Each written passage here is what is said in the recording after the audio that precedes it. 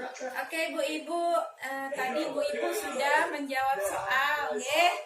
Sekarang kita sudah sama-sama membaca berita tentang Tasripin. Oke. Sekarang kita sama-sama akan melihat jawabannya. Oke, di sini sudah bagus Ibu-Ibu jawabannya. Oke, yang pertama, apa saja pekerjaan dan tanggung jawab yang dilakukan oleh Tasripin dalam menghidupi adik-adiknya? Di sini dijawab Tasripin bekerja di sawah. Tasripin mencari nafkah. Oke, benar. Tasripin bekerja sebagai buruh tani.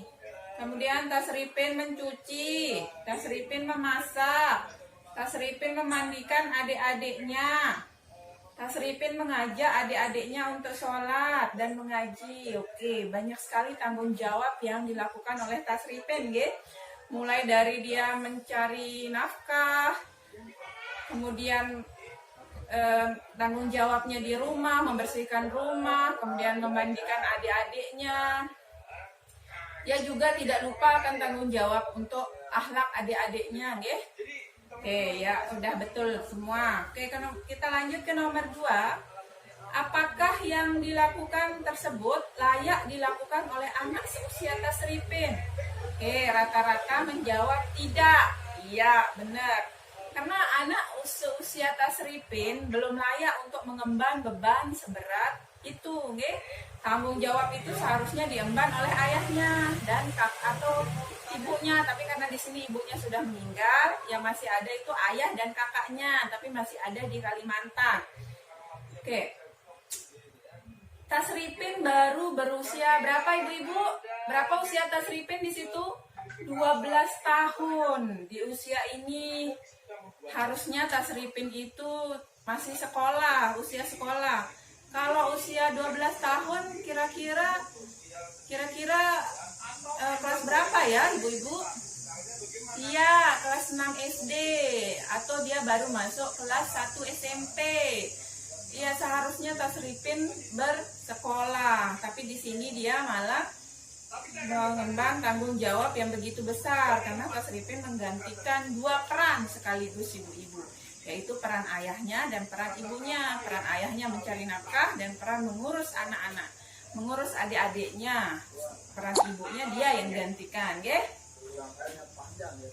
Kemudian, padahal kan seharusnya Tasripin mendapat hak-haknya sebagai seorang anak. Nah, ini kita masuk lagi ke hak-hak anak. Bulan lalu kita sudah mempelajari tentang hak-hak anak. Di sini apa saja nih hak Tasripin? Karena dia masih tergolong anak. Anak dia karena di bawah umur 18 tahun. Tasripin masih berusia 12 tahun. Oke, apa saja hak-haknya, Ibu-ibu? Ya, yang pertama, seharusnya dia bersekolah, tapi dia tidak bisa. Jadi dia di sini tidak mendapatkan hak pendidikannya. Kemudian hak untuk bermain. Bisa nggak Tasripin bermain dengan jadwal sepadat itu, Ibu-ibu? Tentu saja tidak bisa, Ibu-ibu. Yang pertama, dia harus mencari nafkah. Pulang mencari nafkah, dia harus memasak, mencuci, dia harus mengurus adik-adiknya, semua dia yang lakukan. Jadi hak untuk bermainnya pun terenggut. Kemudian hak untuk tidak bekerja atau hak perlindungan untuk eksploitasi. Jadi anak-anak itu belum waktunya bekerja. Jadi bagaimana seharusnya si ayah? Iya, dia yang merawatnya. Di sini semua menjawab ayah harusnya merawat Tasripin dan adik-adiknya. Di sini, oke. Ayah atau kerabat Tasripin seharusnya mengambil alih tugas Tasripin tadi seperti mencari nafkah dan mengurus adik-adiknya. Dan memenuhi hak-hak dan kebutuhan Tasripin dan adik-adiknya. Karena mereka juga mempunyai hak untuk hidup, Ibu-ibu. Hak untuk hidup itu apa? Hak untuk diberi makan secara sehat, hak untuk tumbuh dan berkembang, hak untuk mendapatkan pakaian yang layak ataupun tempat tinggal yang sehat, dan Jika sakit, hak untuk mendapatkan pelayanan kesehatan ibu-ibu. Coba bayangkan kalau Tasripin sakit atau adik-adiknya sakit. Bagaimana? Siapa yang akan membawanya? Tasripin bisa? Bisa. Cuma kan kasihan ibu-ibu. Dia masih umur 12 tahun. Ayo, bulan lalu kan kita sudah membahas hak-hak anak. Masih ingat ibu-ibu? Iya, hak anak, hak untuk mendapatkan kesehatan, layanan kesehatan jika sakit. Kemudian hak untuk tumbuh. Ya, banyak kemarin yang kita bahas. Oke, kecuali. Jadi di sini Tasripin dan adik-adiknya seharusnya kan dipelihara oleh ayah. Tapi kalau misalnya ayahnya dia tidak punya ayah, siapa yang merawatnya? Iya, kerabat yang lain. Bisa kakek, bisa nenek, bisa paman, bisa bibi. Iya, kerabat yang lainnya. Itu yang berkewajiban memenuhi kebutuhan Tasripin. Tapi kalau misalnya ayahnya nggak ada, kerabatnya nggak ada, dia sebatang kara, bagaimana?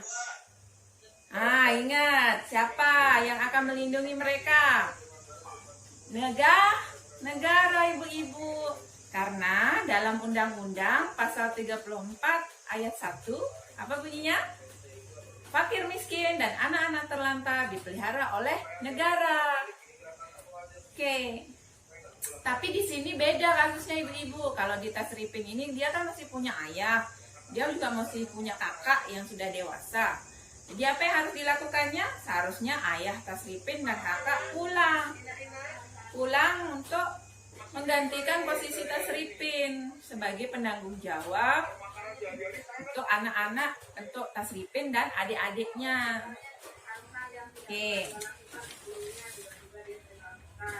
Oke, bagaimana? Tadi yang kalau ditanggung negara bagaimana caranya, Bu? Oh ya, itu bisa melalui panti asuhan. Jangan mentang-mentang tidak mau mengurus anaknya, nanti semua ibu-ibu di sini memasukkan anaknya ke panti asuhan. Ya, astaga, ini bisa penuh panti asuhannya, Bu. Kalau semua ibu-ibu di sini memasukkan anaknya ke panti asuhan. Oke, jangan sampai seperti itu, ibu-ibu. Apakah itu penelantaran? Ya, pengertian penelantaran anak. Oke, kita sama-sama lihat flip chart ini, ibu-ibu. Oke, penelantaran adalah tidak dilakukannya kewajiban dan tanggung jawab orang tua atau pengasuh dalam memenuhi kebutuhan dasar anak, baik fisik, psikis, rohani, maupun sosial. Nah, mana yang dimaksud dengan kebutuhan dasar anak? Apa saja yang masuk kebutuhan dasar anak, ibu-ibu? Ya, makanan yang aman, sehat, dan bergizi. Itu termasuk kebutuhan dasar anak. Kemudian bisa juga pakaian dan tempat tinggal yang layak, yang bersih, yang sehat, ya. Kemudian jika anak sakit juga, iya, pengobatan itu juga termasuk hak anak, kebutuhan dasar anak. Kemudian yang untuk anak yang balita atau bayi, dia juga kebutuhan dasarnya apa? ASI. Dia berhak mendapatkan ASI eksklusif. Kemudian ini yang secara itu yang fisik, ya. Kemudian yang psikis, anak-anak itu berhak yang masuk dalam kebutuhan fisik yang psikis, yaitu kasih sayang. Anak-anak berhak mendapatkan kasih sayang. Kemudian yang rohani, anak-anak berhak mendapatkan, diajarkan beribadah.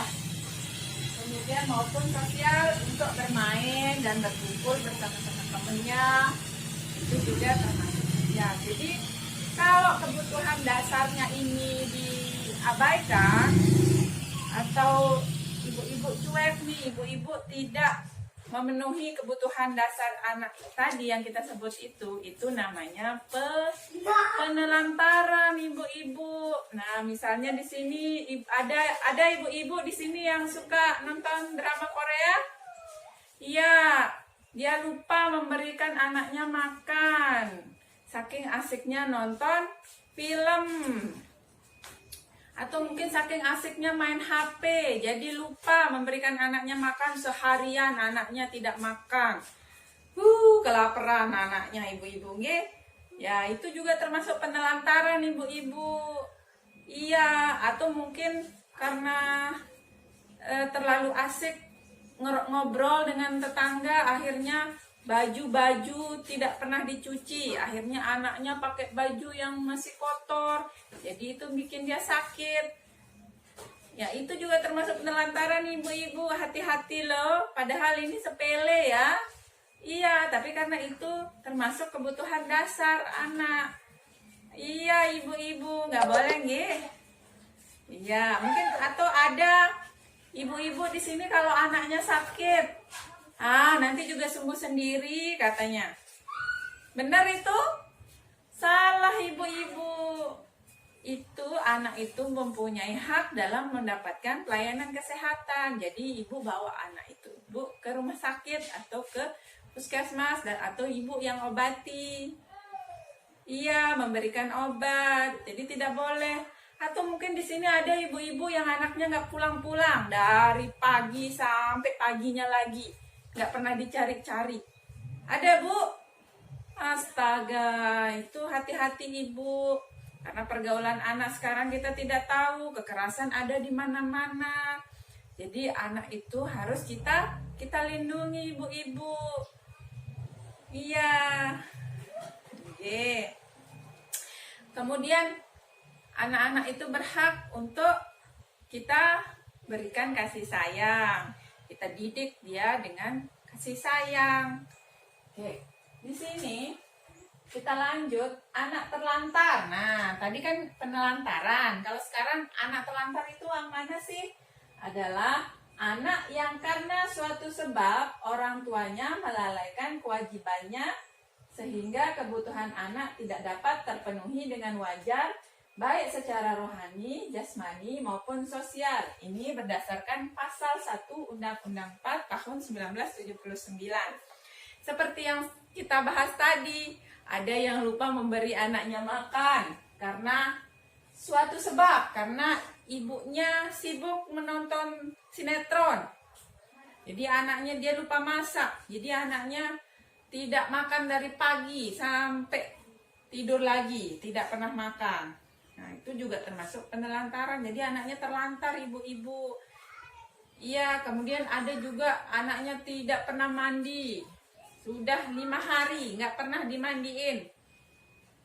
Iya, kalau dia bisa mandi sendiri. Tapi kalau yang masih bayi, balita, dia tidak bisa mandi ibu-ibu. Terus ibu tidak mandiin, dia bisa sakit. Itu juga termasuk anak terlantar. Atau mungkin tidak pernah membawa bayinya ke posyandu. Itu juga termasuk penelantaran anak. Ibu-ibu hati-hati. Kita jangan mikir yang terlalu jauh yang penelantaran anak. Jadi penelantaran anak itu bukan saja yang membuang anaknya. Mungkin ibu-ibu di sini mikirnya penelantaran anak itu yang membuang anak. Yang taruh di kardus, kemudian taruh di depan rumah orang, kemudian dia pergi. Iya, itu juga penelantaran anak. Tapi ternyata banyak yang ada di sekeliling kita. Ternyata kita tidak sadar, kita juga sering menelantarkan anak kita. Seperti contohnya tadi, karena keasikan suatu hal, misalnya tadi nonton sinetron, kita lupa untuk mengurus anak kita. Ada bayi yang menangis yang kita biarkan kelaparan. Ada anak yang menggunakan baju kotor, kita tidak pernah menggantinya, tidak pernah kita memandikannya. Itu juga termasuk penelantaran anak. Tidak membawa anak ke posyandu juga penelantaran anak. Tidak memberikan kesempatan anak untuk bermain. Iya, Bu Ibu. Nah, sekarang sudah tahu ya apa itu penelantaran?